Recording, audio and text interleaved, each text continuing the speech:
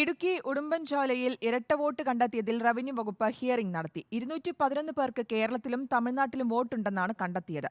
ഹിയറിംഗിന് ഹാജരായ വോട്ടർമാരിൽ നിന്ന് എവിടെ വോട്ട് ചെയ്യാനാണ് താൽപര്യമെന്ന സമ്മതപത്രം ഒപ്പിട്ട് വാങ്ങി. ഇരട്ട വോട്ടിൽ ഉൾപ്പെട്ട വോട്ടർമാരെ വോട്ടർ പട്ടികയിൽ നിന്ന് ഒഴിവാക്കുന്ന നടപടി വേഗത്തിൽ ഉണ്ടാകില്ല. ഇടുക്കി ഉടുമ്പൻചോല പഞ്ചായത്തിലെ 6, 12 വാർഡുകളിൽ 211 പേർക്ക് കേരളത്തിലും തമിഴ്നാട്ടിലും വോട്ടുണ്ടെന്ന് കണ്ടെത്തിയതിന്റെ അടിസ്ഥാനത്തിലായിരുന്നു റവന്യൂ വകുപ്പ് നോട്ടീസ് നൽകി വോട്ടർമാരെ ഹിയറിംഗിന് വിളിച്ചത്. ഉടുമ്പൻചോല വില്ലേജ് ഓഫീസിൽ ഡെപ്യൂട്ടി തഹസിൽദാർ കണ്ണന്റെ നേതൃത്വത്തിൽ നടന്ന ഹിയറിംഗിൽ 115 പേർ നേരിട്ട് ഹാജരായി. ഇവരിൽ നിന്നും എവിടെ വോട്ട് രേഖപ്പെടുത്തുവാനാണ് താൽപര്യമെന്ന സമ്മതപത്രം ഒപ്പിട്ട് വാങ്ങി. ഹാജരായതിൽ 30 പേർ മാത്രമാണ് തമിഴ്നാട്ടിൽ വോട്ട് രേഖപ്പെടുത്തുന്നതിന് താൽപര്യം അറിയിച്ചത്. ഇതു സംബന്ധിച്ച റിപ്പോർട്ട് ജില്ലാ കളക്ടർക്ക് കൈമാറും. ജില്ലാ ഭരണകൂടത്തിന്റെ നിർദ്ദേശപ്രകാരമായിരിക്കും തുടർ നടപടികൾ. റിപ്പോർട്ടിന്റെ പകർപ്പ് തമിഴ്നാട് തേനി കളക്ടർക്കും കൈമാറും.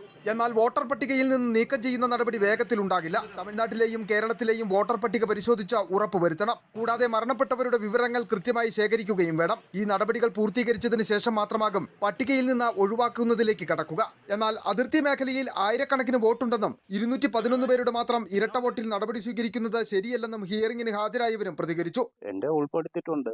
പക്ഷേ സാധാരണമായിട്ട് ഇരിക്കുന്നതെന്ന് വെച്ച് കഴിഞ്ഞാൽ ഇവിടെ 56,000 വോട്ട് ഉള്ളപ്പോൾ ഞങ്ങളുടെ ആയിട്ട് ഒരു 107 പേരുടെ മാത്രം വരേണ്ട കാര്യം എന്നതിനായിരിക്കും എന്നുള്ളത് ഒരു സങ്കടകരമായിരിക്കും. അതേസമയം നിലവിൽ പരാതി ലഭിച്ചിരിക്കുന്നത് ഉടുമ്പൻചോല പഞ്ചായത്തിലെ 2 വാർഡുകളിലെ മാത്രമാണെന്നും അതിനാലാണ് ഇവിടെ മാത്രമായി പരിശോധനയെന്നുമാണ് റവന്യൂ വകുപ്പ് വ്യക്തമാക്കുന്നത്.